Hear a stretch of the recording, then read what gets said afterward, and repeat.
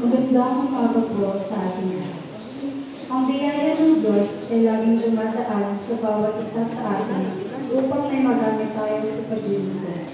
Kaya sa bawat pagtugon ng Diyos, sa bawat panalangin, ay gumagamit siya ng mga taong magiging instrumento upang tugunan ng mga panalangin. At laging tandaan na ang biyaya ng Diyos ay laging sapat para sa lahat, at ang kanyang kalooban at nais ay laging mas maganda kaysa sa inaakala natin. Sa ating mga panalangin, atin mong isama ang mga nagdiriwang at mga magdiriwang ng kanilang karawan na sina Gilma Ray, Hazel de los Santos, Christian Jake Manalo at Neil Mark Salas. Magsatayo po ang lahat at ating pangawitin ng pangbunga ng awa.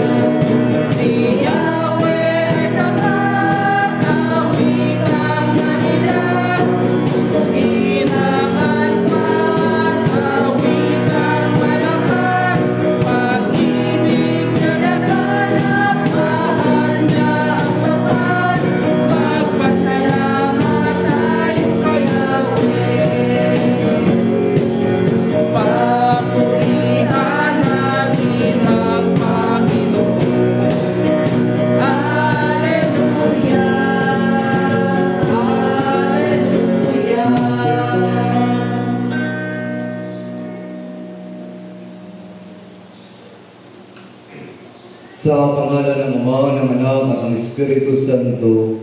Amen. Makapangyarihang Diyos, lahat ng puso ay nagayag sa iyo, lahat ng nasa tanghari, napapatid mo at walang lihim na nalilinis sa iyo. Linisin mo ang aming mga puso sa pamagitan ng Espiritu Santo, upang kami dapat tumibig sa iyo at marapat na pumuri sa iyong banal na pangalan, sa pamamagitan ni Kristo na aming Panginoon. Amen. Pakinggan ninyo ang sinasabi ng ating Panginoong Jesucristo. Ibigin mo yung Panginoong Diyos ng buong puso, ng buong isip at ng buong lakas. At ang pangalawa ay tulad ng una. Ibigin mo ang iyong kapwa tulad ng iyong sarili sa dalawang utos nito na papaloob ang buong kautusan at katuruan ng mga propeta. Magsilahod po ang lahat. Atin po ba sisihan ng ating mga pagkasal sa ating Panginoon at sa ating Kami numpisan sa iyo, O Diyos na mapangyarihan sa lahat ng masanto sa isa, na kami nakasala sa aming naisip, sa aming mga nasabi, sa aming mga nagawa sa kalagdaan namin gawin, at ito'y sarili naming kamalian. Kaya sinasamo namin sa iyo, Diyos, na kawaan kami, at sa lahat ng mga santo, may panalangin kami sa iyo, O Panginoong Diyos. Amen.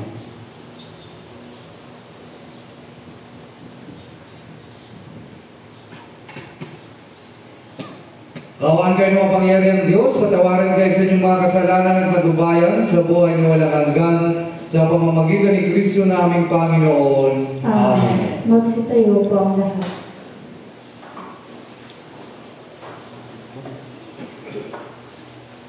Luwalhati sa Diyos sa kaitaasan.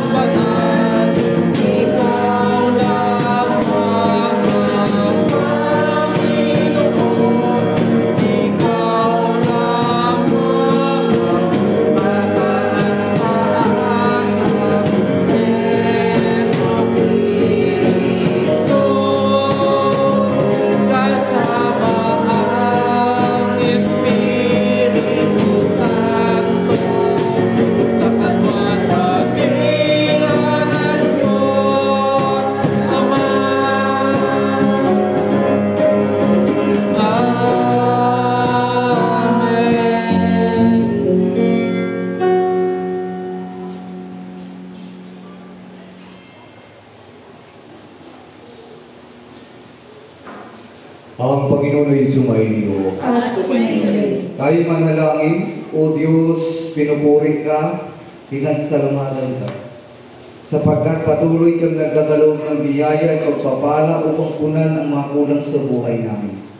Nawa, O Diyos, ay loobin mo kami ng iyong banal na Espiritu upang maging bahagi ng paglilingkod na makatulong sa aming kapwa at maging kalakasan ng iba upang ang pagdaloy ng biyaya ay patuloy na may parating sa sinumang nangangailangan ng iyong pagpapala.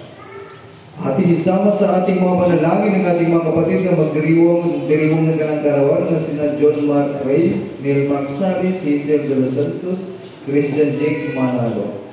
Nawa, Panginoon Diyos, pagpalain mo ang iyong mga anak na ito upang sa kanilang sa araw ng kanilang buhay, makustos na kalakasan, pag-ibig at kasaganaan ng buhay. At gayon sa amin din, hindi nadalangin ito ang mga kapatid na may karamdaman.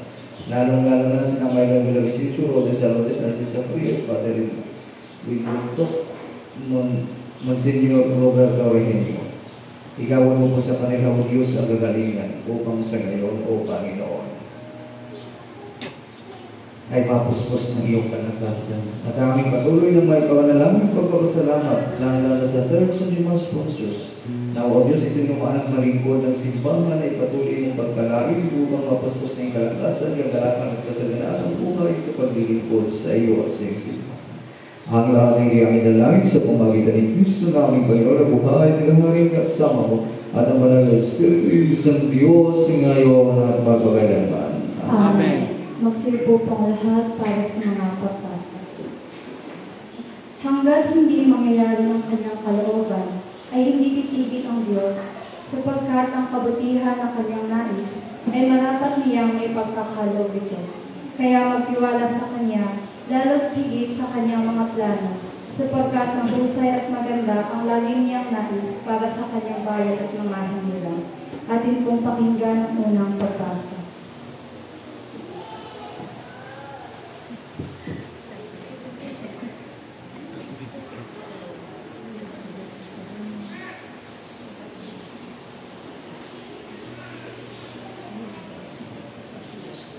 Unang pagbasa mula sa aklat ni Propeta Isaias, Kabanata 62, sa unang talata hanggang talata 5. Magsasalita ako para lumakas ang loob ng Jerusalem. Hindi ako tatahimik hanggang hindi niya nakakamit ang kaligtasan. Hanggang sa makita ang kanyang tagumpay na parang sulong ng Elias.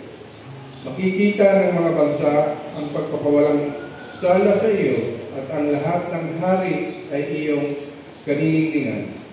Ikaw ay tatawagin isang bagong pangalan na si Yahweh mismo ang magkakalo. Ikaw ay magiging magandang corona sa kamay ni Yahweh.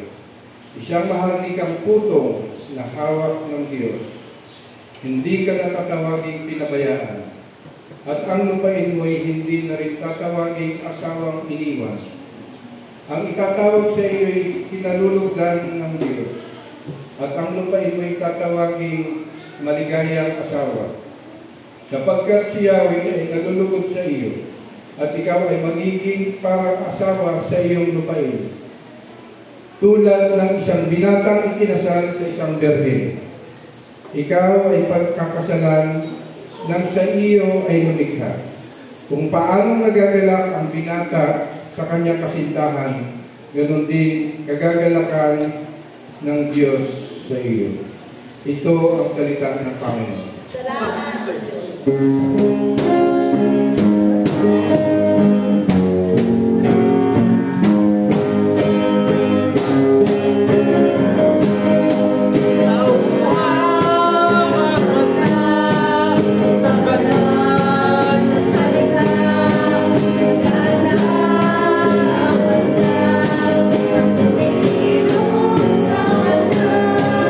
Sa pangalan ng ating Panginoon.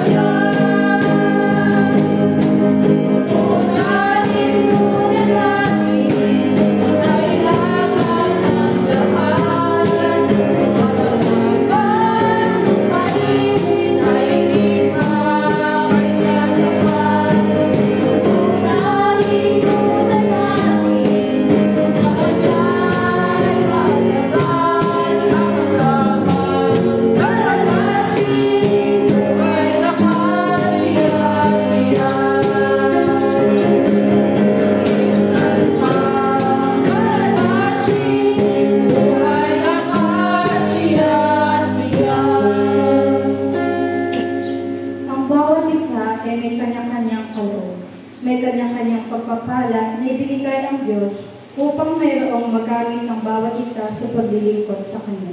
Kaya maglingkod tayo ayon sa ating kakayanan. Ating pong pakinggan ang kalawang pagbasa.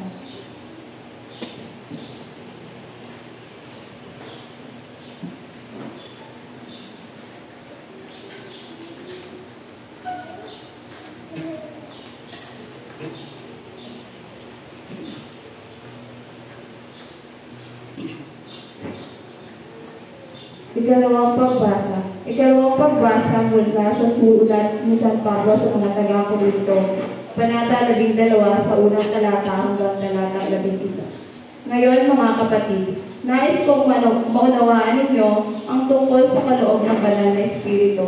Alam naman ninyo na noong hindi pa kayo nakakakilala ng Diyos, iniligaw kayo upang sumamba sa mga Diyos-Diyosan na hindi naman nakakapagsalita. Kaya gusto kong malaman ninyo na walang taong pinatnubayan ng Espiritu ng Diyos ang magsasabi, sumpain si Jesus, at wala rin taong makapagsasabi na si Jesus ay Panginoon. Kung hindi siya pinatnubayan ng banal na Espiritu, may iba't ibang kaloob. May iba't iba tayong kaloob, ngunit iisa lang ang Espiritong pinagmula nito. May iba't ibang paraan ng paglilingkod, ngunit iisa lang ang Panginoon na pinaglilingkuran natin. Iba't iba ang pinapagawa ng Diyos sa atin, ngunit iisa lang ang Diyos na nagbibigay sa atin ng kakayahan na gawin ang mga ito. Ang bawat isa ay binigyan ng kakayahan na nagpapakita na sumasa Kanya ang banal na Espiritu upang makatulong siya sa kapwa niya mananampalataya. Sa isa ay pinagkaloob ng Espiritu ang kakayahang maghayag ng kaalaman tungkol sa Diyos at ang isa naman ay kakayahang unawain ito. Ang iba ay pinagkalooban ng Espiritu ng malaking pananalig sa Diyos. Ang iba naman ay binigyan ng kakayahang magpagaling ng may mga sakit. Ang iba ay pinagkalooban ng Espiritu ng kapangyarihan ng gumawa ng mga himala. At ang iba naman ay binigyan ng kakayahang maghayag ng mensahe ng Diyos. Mayroon namang pinagkalooban ng kakayahang makakilala kung may kapangyarihan ng isang tao mula sa banal na Espiritu o masamang Espiritu. Sa iba ay pinagkaloob ang kakayahang magsalita sa iba't ibang wika na hindi natututunan. At ang iba naman ay ang kakayahang magpaliwanag ang sinasabi ng wikang iyon. Ngunit isang Espiritu lang ang nagbigay ng lahat ng ito. Ipinamahagi niya sa bawat tao ayon sa kanyang kagustuhan. Ito ang salita ng Panginoon. Salamat sa Diyos.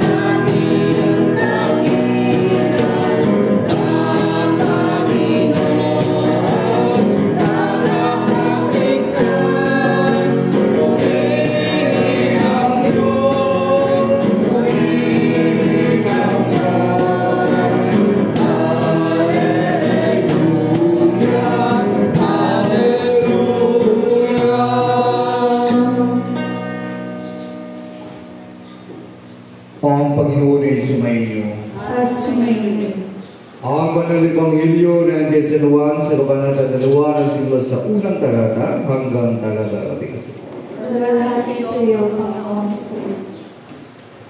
Pagkalipas ng 2 araw, may kasalan sa Kana Galilea at naroon ang ina ni Jesus.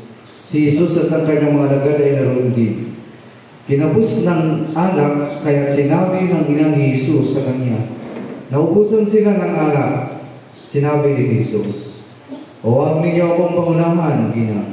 Hindi pa ito ang panahon ko. Sinabi ng kanyang ina sa mga naglilingkod, gawin ninyo ang anumang sabihin niya sa inyo. Doon may 6 na tapayan, ang bawat isa ay naglalaman ng 20 hanggang 30 galon. Nakalanang ito para sa paglilinis ayon sa tuntuning pangrelihiyon ng mga Hudyo. Sinabi ni Jesus sa mga katulong, punuin ninyo ang tubig ang mga tapayan at ginagawa nila hanggang sa labi. Pagkatapos sinabi niya, sumalo kayo ngayon at dalhin ninyo sa mamamahala ng handaan. Dinalahan nila ang namamahala ng handaan.